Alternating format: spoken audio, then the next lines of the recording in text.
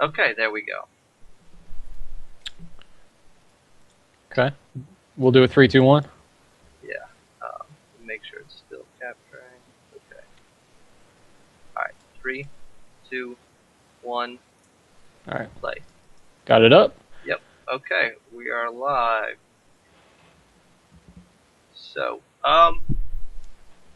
what we have going on here is we are 4 minutes from match start, I believe. Yeah, and we can definitely talk about the roster because I think there's enough interesting things happening here to comment on it. Absolutely. So So we do have Grushg and Brutes, and the immediate reaction that I had to that was that at first it was a little risky, but it's also good because he's just going to wreak havoc on Ferg and Damerus and these big race players for Gallowglass. and without Puck on their team, on their lineup, there's nobody that I have to be super afraid of.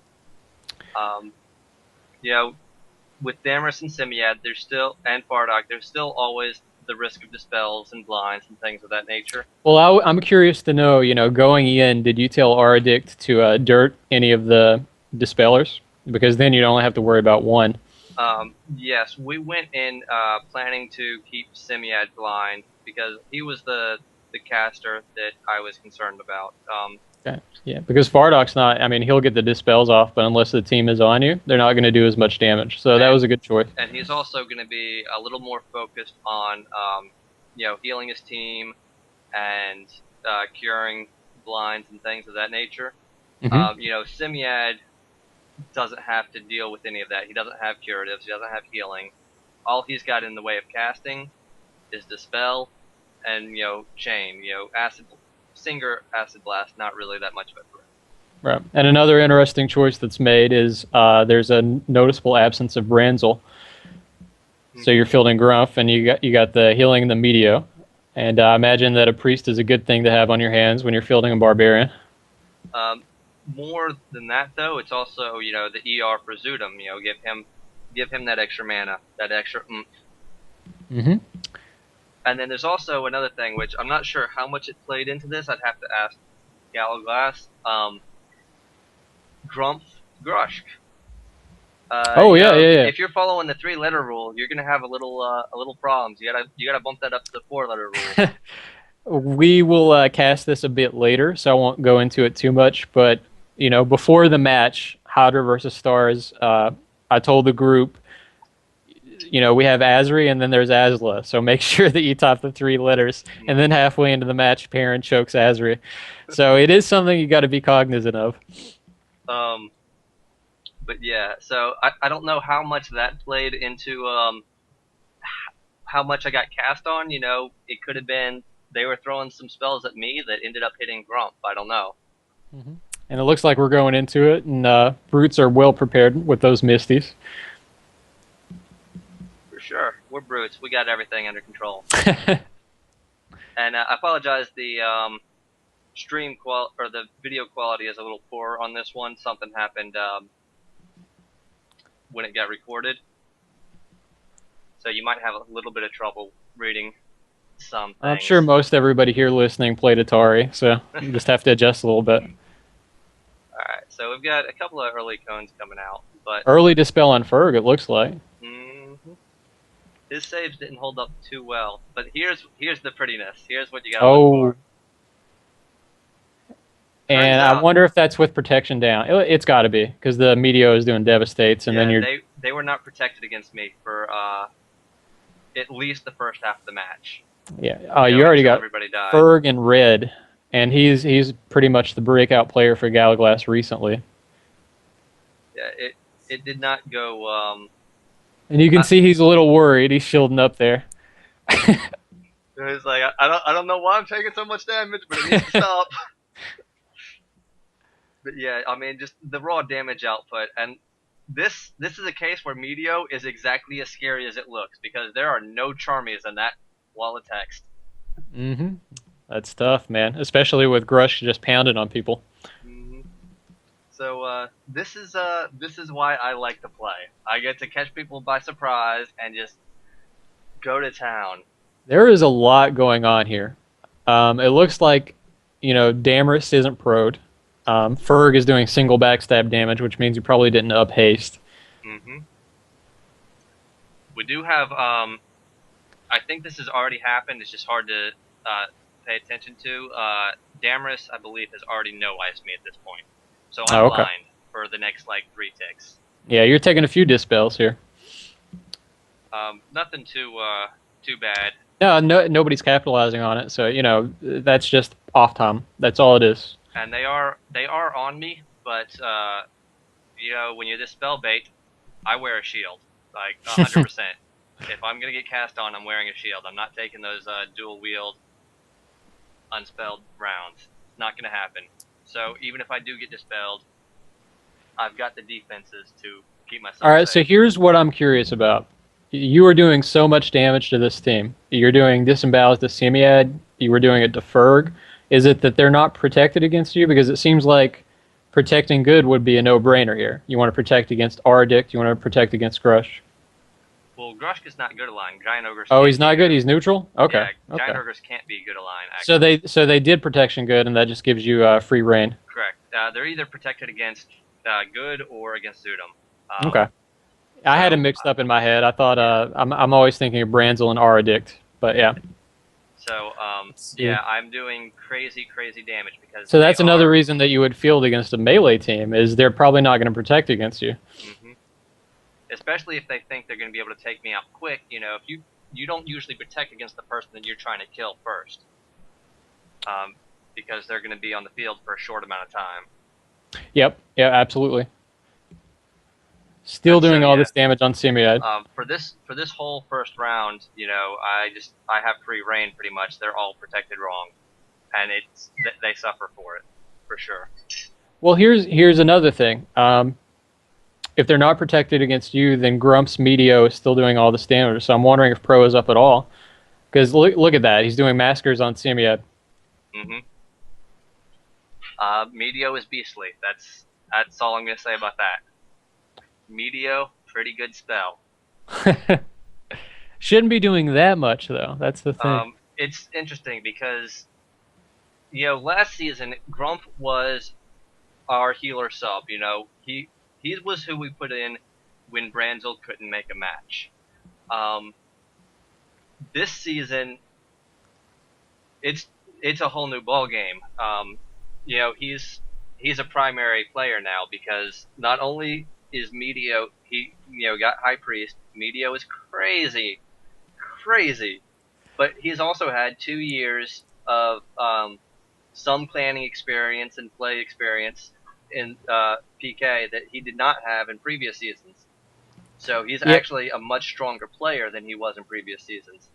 You know, I don't know Grumf that well, but I'm a huge fan of his player because for all those seasons, he would show up to every game. He would be supportive. He would send us tails. I'm really happy that he's getting playtime. I'm happy that Medio is something scary finally. I remember years ago when Isidore cast it, you know, it hadn't got its buff yet, and it just was completely a non-issue. Well, you know, the one iconic log of Medio, like that, which is the only time most people have ever seen Medio until this season of ACFL, was there was that one fire giant, I believe it was Sulfagor, that went to Isidore to commit suicide. You know, tried to have Isidore be the one to kill him, and Isidore tried to give the killing blow with Medio, you know, for that flavor. And Medio is fire damage, so it didn't do anything. For Izzy. See, I'm trying to think of the giant's name. I think it might have been... I want to point something out real quick. If you see that toast on Symiad, I did a critical strike on him. It did half the damage of my regular attacks. But it incaps, didn't it? Didn't it get the incap there? It did get the incap, but I just want to point out, critical strike, the BP skill for hitters, does less damage, like half as much damage as my regular attacks. All right, we'll make that observation. I do have an armsman with the skill, and one thing that I tried to pioneer a little bit is stack crit strike with whirl and try to get a kill toast. Because you know, in PK, what I would do for a while there was, you know, when I was actually playing, is I wouldn't even bother hilt thrusting people because I would save the hilt thrust to stack it with crit strike to get the burst off. Yeah, try to get that killer blow with a little bit of damage. It's But no I mean, medio, but yeah, it's useless. And I mean, you can't even use it to get a toast because it does so little damage, and then it makes them wimpy. So.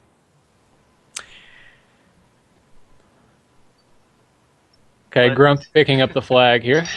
yeah, we've got their whole team is down except for Damerus. We're keeping him alive. And if I remember right, you got an early toast on Ferg, just probably off that huge damage that you opened up with him on. You know, he put the Oh shield yeah. up, didn't make much difference.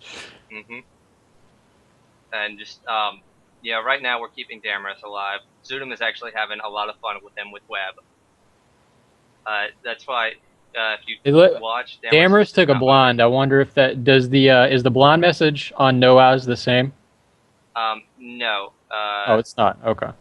Well, Damerus no, taking a actually, it weekend. might be the same, but that blind was a spell blind. Damerus and Dxutim are just chilling together. Damerus is webbed, fully maledicted, and Dxutim is just sitting there hanging out with him. Yeah, he's in so much trouble, and just observe. You know, we just cast in another Gallowglass match, and both times Damerus' saves have been a problem. I mean, it's definitely causing him some issues. And yeah, it's interesting from previous seasons where Half Ogre Scalds were fairly dominant. Monsters. You know, you remember letters from season 3, and Gallowglass was just a tear. And you say Dxutim, like I said, Dxutim's just hanging out with Damerus. We're just waiting until the opportune moment to kill him.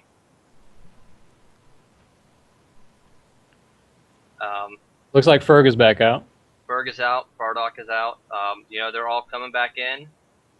Their whole team should be out already. Ferg did get a choke on. Oh, and there's a toast. That was perfect timing. Yep. As soon as I saw the rest of the team start pouring out, go ahead and get that kill. Yeah, that was just a great stagger, to be honest. Ferg taking a weekend there. He's just not getting off his feet this game. And Ferg has had some saves issues as well this season. You would think it, you know, it's not the same game anymore. Yin Assassin used to be terrifying. You know, you'd have Max and Xtorin dominating the AGL leagues just because their saves were impenetrable, and now it's everybody knows. There's another hit on Ferg. Dispel. Oh, that acid blast. Horrid damage. It's rough, and I mean, this entire match, you know, now you can see the damage that I'm doing through protection. Now Fardoc is protected against me. They've realized, wait a second, that's too much damage. I don't need to be taking that. They protected, but look at the screeches from Auorodict. Yep. Look at those mangles. And another blind on Ferg. This is one reason why it's so beneficial to have sort of a hybrid alignment team. It's funny, you had mentioned it doesn't suit roleplay, but it's so good for mechanics. I mean, it's just, as far as the game goes, you know, it's a crucial part of ACFL strategy when you're drafting players. You know, if you can have the best 4 players in the game, but if you put them up against the next 4 best players that have, you know, staggered alignments. You know, I wonder, DSL is role-play enforced, you know, and there have been a few changes to support that. You know, the grouping change recently, you know, it has a little more diversity, or it promotes it. It'd be interesting if there were a little damage bonus to having 3 alignment players. Seems like that would make sense. You know, I feel like it would be a mechanical solution to a mechanical problem. Either at that point you either just would take out the protection alignment entirely, or else, you know, like I don't know what the benefit would be there necessarily. And see, Ferg is now trying to get some damage off on Dxutim, and he's but he's already in red again. Is the issue, you know? He's hitting DX really well, but he's still hurt, and you don't want to be hurt when you just came out, you know, relatively. And you see, I've gotten a little sidetracked, but you'll notice this is something Grumf pointed out, which is Symiad has not had a weapon for a decent portion of the map. That is definitely a DPS loss. I tried to stay on him and keep those disarms up. And anytime he starts to, I got on Symiad because I was blind for a large portion of this match. Yeah. I just had to try and follow around, get the auto assist onto whoever I could, try and shield strike, and anytime I had that whiff where I got repoed, I immediately swapped to dirt kick disarm and just try and nullify him that way. Surprising amount of utility for Barbarian, Mm. And it's funny, we've seen 2 Barbs in ACFL so far, and people were commenting about how they were surprised there were no Warlocks in the draft. So the drafts can be surprising a little bit. Yep. I mean, I think especially now, a Warlock could be a pretty strong component to ACFL. In previous seasons, it was hard for somebody to spend that much time brewing for 2 to 3 fights a night, or 2 to 3 fights a week. Imagine just a shadow formed Warlock going there, auto assist off, tossing cancel gourds on melee players. It's going to hurt. We'll have to see if that, if these Warlock changes stick around until next season. I think we might see a couple come in. I would say it would be a worthwhile draft. But at least you did take a dispel and melee off that, and Ferg dies off that. Not a big deal, but it is interesting. Here's the thing about dispel. You don't see as many people doing this, but you want to try to time the dispel right before the round. You want to fill it out so that melee damage comes through. Because a dispel at the top of a round isn't going to do anything. The hitter's going to have time to flee and sync up. But if you can time it, you get the feel for the rounds. Most skilled players sort of know how it's going to go. You know what it's going to time. So you just dispel right before, and then you can have that impending melee damage. And not just the round. You also want to time it if you know they're going to be using a skill on you.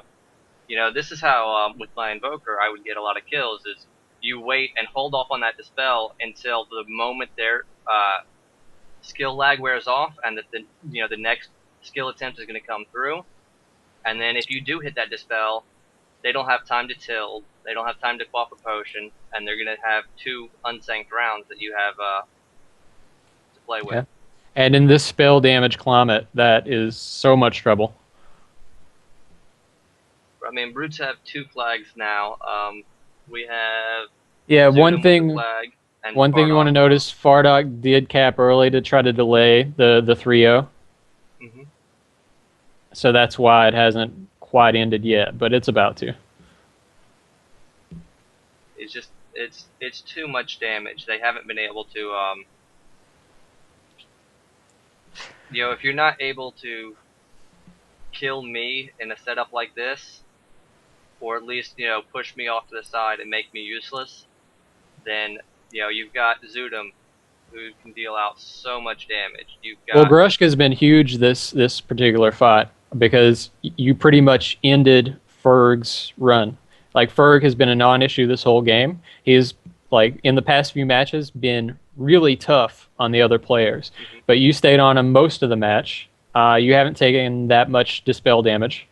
And it's just a lot ended of what I did take, I took intentionally because I needed, for the first half of the match, I was just shield striking and I had to get damage so I could power swing. Which is an interesting game you have to play as a barbarian sometimes. You have to intentionally take damage just to get to that sweet spot where you can actually start dealing a lot of damage.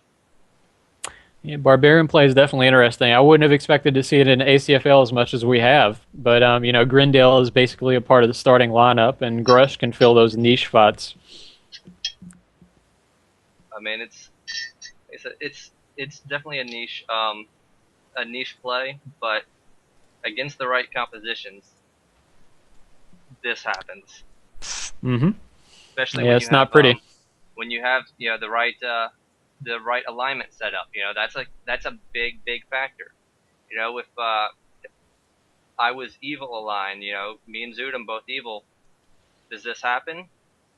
Well, maybe not. That's a lot of damage difference that comes out if they can protect against me and one of the other big damage sources. See, man, you shouldn't have corrected me. Ogres need to be good because now they're going to strategize around it. That's all right. If I was really worried good about giving away my secrets, I wouldn't be doing this. Yeah, it's fun to cast and be honest. But that was a good match, and probably what we'll do pretty soon is cast Hydra Stars, and I'll try to do what Grushg does here and give a little input into the match. Okay, guys, that was fun. We'll see you next time.